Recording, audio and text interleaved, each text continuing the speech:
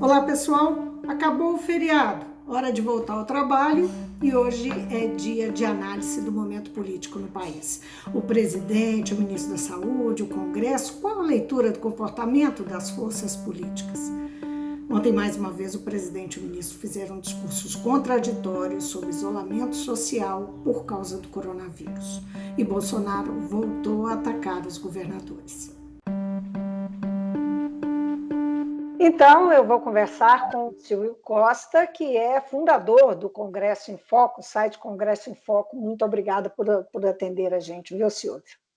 Prazer. Silvio, na noite passada, eu abri a conversa aí mencionando, na noite passada, nós assistimos na Rede Globo o ministro Mandetta dando uma longa entrevista, né? Falando das suas convicções, defendendo as suas posições, e fez essa entrevista lá do Palácio do Governo de Goiás, onde comanda o Estado o Ronaldo Caiado, que é o seu quem indicou, né, ao cargo. De outro lado, no SBT, estava o presidente da República dando uma entrevista com um discurso contraditório em relação ao do Mandetta, como ele vem fazendo, com idas e vindas. Enfim, eu queria começar essa conversa, que é extensa, analisando esse último episódio, né, de confrontação.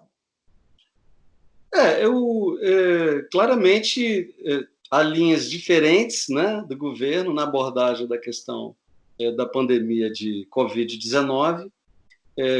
Em alguns momentos, como as relações de poder são relações contraditórias, em alguns momentos eles chegaram até a ficar próximos, né? Há momentos em que eles gravaram live juntos, tiveram, num determinado momento, no dia 24 de março, naquele famoso discurso do presidente, em que ele convocou a população para voltar a trabalhar, que as crianças tinham que voltar para as escolas e tal.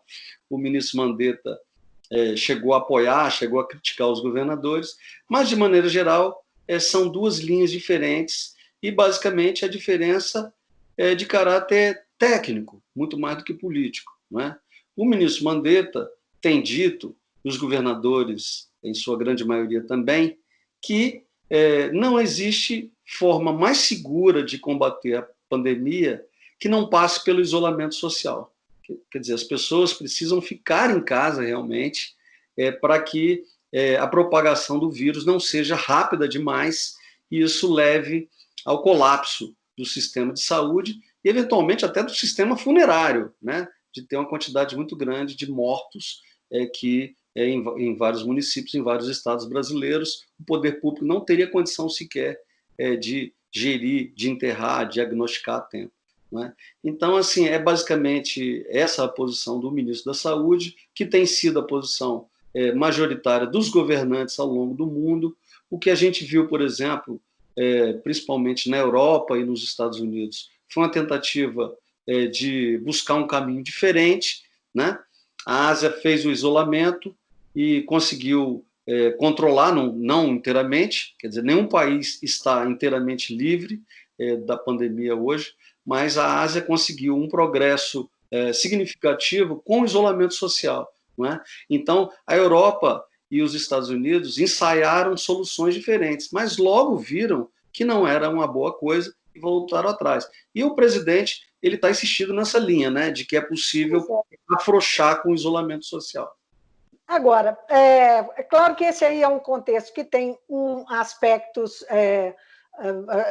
Essas contradições estão ligadas, não é, com as preocupações econômicas do país, com o que o país vai enfrentar, e, ao mesmo tempo, com a questão sanitária.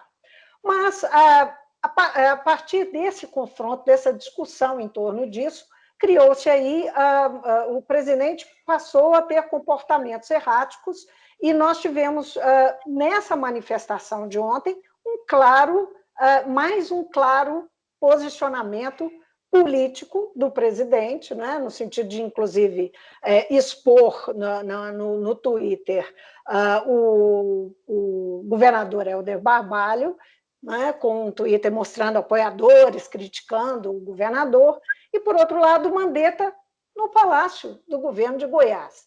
Essa cena política, o que ela fala para você? Assim, do ponto de vista político, não é? Que assim, porque a grande questão hoje é sanitária, né? Quer dizer, tem algumas pessoas que politizam o problema de saúde, e isso não tem dado certo, né? Onde se politizou, por exemplo, o Trump, né, o Bolsonaro e as pessoas que apoiam o Bolsonaro, isso é um vírus comunista que foi inventado lá na China, quer dizer, uma versão um tanto mirabolante, sem apoio nos fatos, né, e que não ajuda a compreender o problema nem a enfrentá-lo. Mas, assim, considerando isso, que nós estamos falando principalmente de um problema de saúde, acabou que a reação do presidente Jair Bolsonaro à pandemia gerou uma nova situação política. Quer dizer, o Brasil talvez como nunca tenha sido na história, uma federação. Você tem uma orientação federal que, em vários casos, sobretudo quando a gente fala na orientação do presidente, que é a figura máxima da República, que, em vários casos, tem sido contrariada por governadores e prefeitos. Quer dizer, os governadores estão quase todos em sintonia, né? Seguindo o isolamento social. Obviamente, as pessoas que exercem atividades essenciais estão trabalhando, né, com as cautelas necessárias, né? Pelo menos a orientação é de que elas tomem as cautelas necessárias, e você vê uma federação, sob o aspecto político, fazendo valer sua força em sua plenitude, não é? A tal ponto que os governadores já estão dizendo hoje, por exemplo, que uma eventual orientação do Ministério da Saúde para um afrouxamento desse regime de isolamento, desse regime de distanciamento social, não necessariamente será seguida por eles ou por todos eles. Cada um vai avaliar as condições de seu estado, né, o grau de disseminação, a estrutura de saúde que cada um tem. Então, de fato, há um problema político, né, que revela, de um lado, uma fragilização da figura do presidente da República, que tem muita força pessoal, tem muito apoiador, tem aí 30% de apoio popular, tem uma bandeira importante, porque ninguém pode negar que manter tantos setores da economia paralisados significa um prejuízo enorme, são empregos que se perdem, tem muita gente em situação econômica realmente até de desespero, então tem uma questão econômica muito importante. E o presidente tem priorizado essa questão. Agora, o problema é que mesmo os economistas e os cientistas da saúde, quer dizer, todos aqueles que se dedicam para valer ao estudo dessa pandemia e de pandemias anteriores, todos eles falam o seguinte: mesmo sob o aspecto econômico, salvar vidas é o mais importante hoje, porque quanto mais vidas a gente preserva, maiores serão os danos econômicos futuros, né? Então, assim, por exemplo, se você hoje, vamos dizer, não, vamos dar uma relaxada. Quanto menos se preserva, mais serão os danos. Exato. Então, digamos, se a gente hoje, por exemplo, fosse, vamos dizer, não, Minas vai voltar a trabalhar amanhã. Então, a gente teria, sei lá, 1, 2, 3, 4 dias de funcionamento, de atividade, de geração de renda, de geração de impostos. Mas esses 4 dias, no futuro, poderiam significar talvez 20 dias, talvez 30 dias, talvez 40 dias, talvez mais, em prejuízos econômicos, em tempo que você teria que parar de qualquer maneira para evitar a disseminação e evitar mais óbitos, né? Agora, esse naturalmente o argumento que você está fazendo, é o argumento da OMS, é o argumento do Ministério da Saúde, na figura do Mandetta e de toda a equipe dele, é o argumento dos cientistas, né, que os cientistas têm usado. O que leva o presidente a bater de frente com esse argumento, não é? com esse que tem um grau de racionalidade muito grande, apesar do problema econômico, da paralisação que leva a um problema econômico. O que leva, que cálculo o presidente da República faz para fazer isso? Sendo que, notadamente, apesar, como você mencionou, ele tem muito apoio, notadamente ele também tem ficado isolado, não é? tem esses dois aspectos. Então, por que você acha que ele faz isso? Eu acho que tem, sim, um cálculo político aí, que é o cálculo seguinte, digamos que no Brasil morra, sei lá, morram centenas de milhares de pessoas, né? Numa hipótese radical, né? Porque havia projeções, de fato, muito negativas. Nós mesmos publicamos já algumas semanas atrás uma previsão que era de 478 mil mortes se a coisa seguisse no rumo em que estava, não é? E há estudos apontando para mais de 1 milhão de mortes caso o Brasil não fizesse o isolamento social e não tomasse outras medidas sanitárias necessárias. Então, assim, digamos, você tem, na pior das hipóteses, e é importante dizer que a gente achatou um pouquinho essa curva, quer dizer, o fato de os governadores terem tomado iniciativa, e vários prefeitos também, como aí em Belo Horizonte, não é? Em outras cidades brasileiras, o fato de os municípios e os estados terem se antecipado e terem fechado, diminuiu a curva. Então, quer dizer, os riscos já foram mais altos e mais graves para o Brasil do que são hoje, não é? Mas, evidentemente, você não vai ter jamais um número de óbitos tão grande quanto, por exemplo, o número de desempregados, o número de pessoas que vão ter a sua renda, de alguma forma, prejudicada pela pandemia. Então, se a gente pensar, por exemplo, em trabalhadores do setor informal, não é? Em pequenos produtores, em feirantes, em motoristas de aplicativos, são milhões e milhões de brasileiros prejudicados pela pandemia sob o aspecto econômico. Então, eu acho que o presidente ele está de olho nesse público e está conversando preferencialmente com esse público, dizendo, olha, eu estou pensando em vocês, mas não me deixam, por causa de uma gripezinha, por causa de uma coisa que tem muito de histeria, tem muito de exagero, não estão deixando o país funcionar. Então, de uma certa maneira, ele está elegendo o público mais numeroso, não é? E, ao mesmo tempo... Fazer uma aposta. Fazer uma aposta. Exato. E, ao mesmo tempo, ele já está identificando o culpado. Olha, eu quis preservar a sua renda, eu quis preservar o seu emprego, mas não me deixaram. O Ministério da Saúde, os comunistas, o Mandetta, sei lá, a mídia, né, os governadores. Então, a gente tem um presidente que é muito hábil na comunicação direta com o público. E tem um público que confia muito nele, né, e compra essa versão. Agora, o que será dessa queda de braços, né? Nós temos aí vários atores envolvidos nessa celeuma. Entre eles, os poderes, né? O Congresso, que é o seu foco, né? O foco do Congresso em Foco, e eu quero falar um pouco mais sobre ele, mas temos o Congresso, temos o Supremo, que através do ministro Alexandre de Moraes tomou uma decisão de que os governadores e os prefeitos têm poder de decisão e não podem, né? O poder central não pode tirar esse direito deles.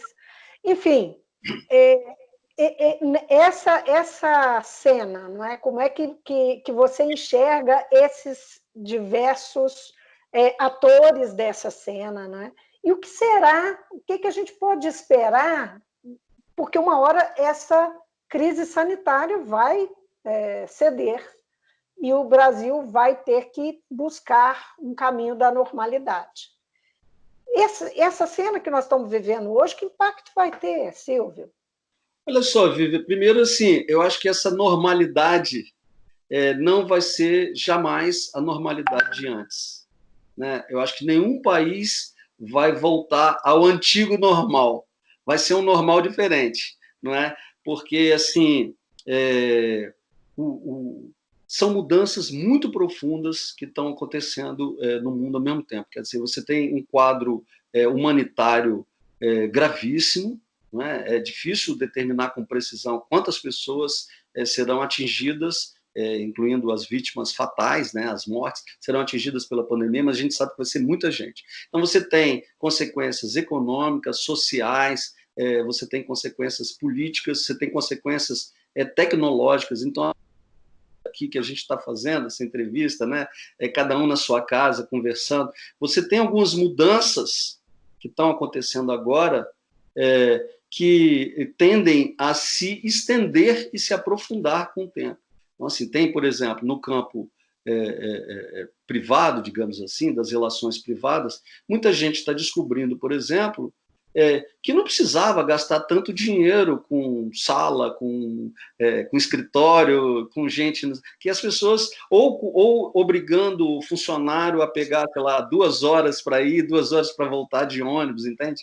Que muitas funções, muitas atividades, as pessoas podem fazer de casa, e isso, sendo feito de uma maneira racional, de uma maneira tranquila, pode ser bom para as duas partes. A empresa ganha em produtividade, e a pessoa, a assalariada ou assalariado, pode ganhar em tempo para ele, né? Então, quem perde, por exemplo, sei lá, 3, 4 horas por dia, isso é comum, né, nas grandes cidades brasileiras, em transporte público, pode ganhar esse tempo para, sei lá, para fazer exercício, para ler, para namorar, para outras atividades. Então, assim... Agora, a normalidade a normalidade política do país, não é?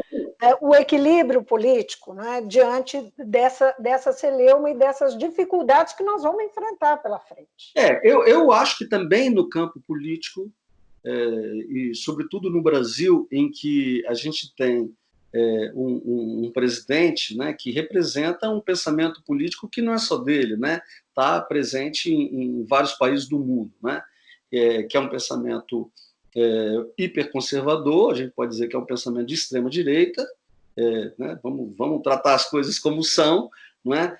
E o fato é que ele joga no tensionamento das relações com os outros poderes, não é?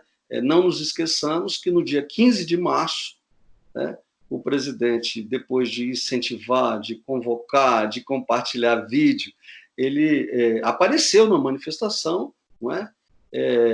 Compartilhando aquela bandeira, né, que as outras pessoas empunhavam, de fechamento do Congresso, fechamento do Supremo Tribunal Federal, de censura à imprensa, de repressão à mídia, etc, etc.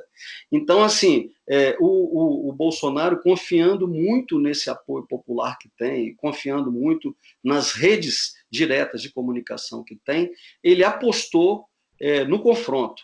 E ele continua insistindo no confronto, né? Ele pode ter alguns recuos táticos, mas a estratégia dele continua sendo a mesma. Eu sou um cara bacana, eu estou do lado de vocês, e o restante não presta. A mídia é comunista, o Congresso é tudo corrupto, o Supremo me prejudica, está todo mundo atrapalhando, só tem eu aqui, o Messias, para ajudar vocês. O que pode acontecer? Não, pode falar. Sim, não, é por aí que eu queria ir. O que pode... Tem 2 anos e meio pela frente, ainda pouco mais de 2 anos e meio de governo pela frente. Uma relação com o Congresso que tem que ocorrer de uma forma ou de outra, mesmo que ele não queira fazer articulação política e faça isso projeto a projeto, não é? A gente sabe como é que tem se desenvolvido a cada demanda, né? Mesmo que seja assim, o Congresso, o governo vai precisar, o Executivo vai precisar do Congresso, o Supremo vai tomar decisões que envolvem os outros poderes. A normalidade, quando eu falo normalidade, também tem a ver com voltar depois que passar a crise sanitária, voltar a se tomar decisões que estão paradas, não é? Essa que é a questão. Eu acho que, assim, no momento, a gente tem 2 cenários possíveis, né? E dentro de cada um desses 2 cenários, há 1000 possibilidades diferentes. Mas são 2 cenários possíveis. Fundamentalmente, é o de Bolsonaro permanecer no cargo de presidente da República até o fim, né? Quer dizer, isso era dado como líquido e certo até então. Mesmo hoje as pesquisas o apontam como o nome mais forte para a sucessão presidencial, né, de 2022. Agora, o grau de tensionamento, o grau de desgaste entre ele e as diversas instituições nacionais, de um lado, e os erros cometidos pelo governo como um todo, mas sobretudo por ele, na gestão da crise do coronavírus, colocaram uma pergunta: será que vai ficar assim? Então, a gente vê várias iniciativas, algumas no sentido de impeachment, algumas no sentido da abertura de investigação criminal, outras de pedido de exame de sanidade física e mental. Então, há várias iniciativas que apontam na direção de um eventual afastamento do presidente da República do cargo que ele hoje ocupa. Esse seria um cenário, né, que não é o mais provável hoje. O cenário em que nos encontramos no momento, e que pode eventualmente continuar, né, ao longo dos próximos anos, é um cenário em que temos a presidência da República ocupada por um político que não agrega, não é? É um político em constante confronto com outras instituições, confronto com o legislativo, com o executivo, com mídia, com várias instituições, não é? Jogando para uma militância muito ativa e muito empenhada em fazer valer as narrativas que vêm do presidente e do seu grupo mais próximo de apoio.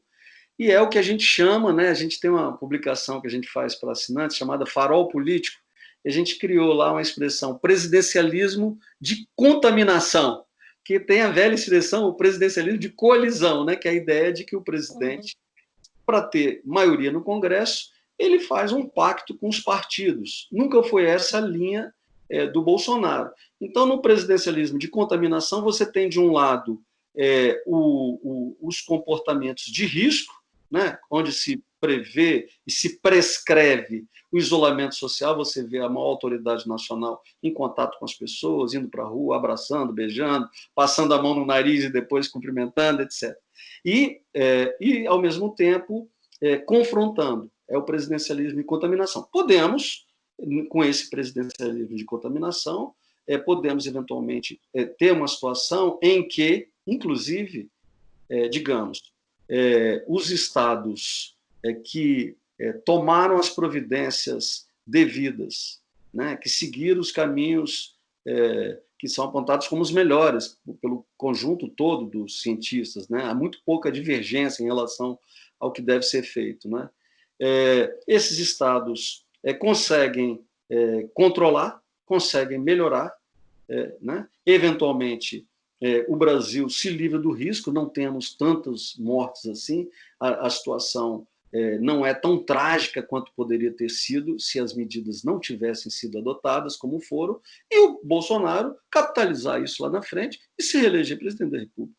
Então, isso não está fora do horizonte, não é? A gente vê, por exemplo, que isso aconteceu... Ou por outra, ele dizer que se tudo der errado, enfim, na forma de conter o vírus, se tudo der errado e houver uma grande contaminação, ele dizer que a economia foi destruída e acontecer de qualquer forma, enfim. Os raciocínios colaboram, ele pode usar os raciocínios de qualquer forma, de uma forma ou de outra, você diria isso? Pode acontecer. Assim, o ponto fundamental é assim, a gente vive num mundo que não é o mundo dos fatos, é o mundo das narrativas, né? Então, assim, quem constrói a narrativa mais crível, né, mais fácil das pessoas acreditarem nela, né, leva muita vantagem no mundo de hoje. Não é? Então, assim, basta ver o que aconteceu com a reforma da Previdência. A reforma da Previdência foi aprovada com esforço do Congresso. Né? É evidente que o Congresso ali negociou, conversou com o Ministério da Economia, os técnicos do Ministério da Economia estavam todo dia lá, participando de reunião. Houve uma preocupação de manter um diálogo aberto com as áreas técnicas do governo. Mas a aprovação se deu em função de uma articulação que a gente sabe que foi liderada na Câmara pelo Rodrigo Maia e no Senado pelo Davi Alcolumbre, os presidentes de cada uma dessas casas legislativas. E o Bolsonaro, em determinados momentos, ele criticou a reforma, ele se colocou como alguém que, não sei bem se é isso, talvez e tal. Então, assim, depois, ele, de certa maneira, capitalizou. Né? Quer dizer, quando a gente vê os pronunciamentos dos ministros, do próprio presidente da República, Quer dizer, isso foi colocado como um ponto positivo da ação governamental. Então, pode sim acontecer do desastre ser eventualmente atribuído habilmente a governadores, a prefeitos, a mídia, a cientistas, seja lá quem for, não é? E, eventualmente, o sucesso, independentemente do fato de ter derivado ou não de ação federal, ser acreditado ao presidente. Agora, você precisa levar em conta o seguinte, né? Que assim, nós estamos tratando de uma situação que é absolutamente inédita, aquele negócio assim, a gente não tem volta à normalidade, não tem volta ao status anterior. Quer dizer, tem muita coisa imponderável, não é? Tem muita coisa imponderável. Tem muita coisa imponderável, agora a gente tem uma certeza. A gente tem a certeza de que está diante de uma pandemia que vai nos impor um regime de perdas humanas, sociais, econômicas, longo, um período longo de perdas, não é? E de perdas graves. Não é? Quer dizer, a gente tem um baque na economia muito profundo, a gente tem um baque em famílias muito profundo, não é? Quer dizer, perder uma mãe, perder um pai, perder um filho, é um negócio absolutamente traumático na vida de cada um. Não é? Então, assim, a gente já está vendo, em alguns casos, a família que fez uma festa e que naquele momento ali de empolgação achou que tudo bem e 3 pessoas da família morreram, como ocorreu em São Paulo. Então, são coisas muito traumáticas.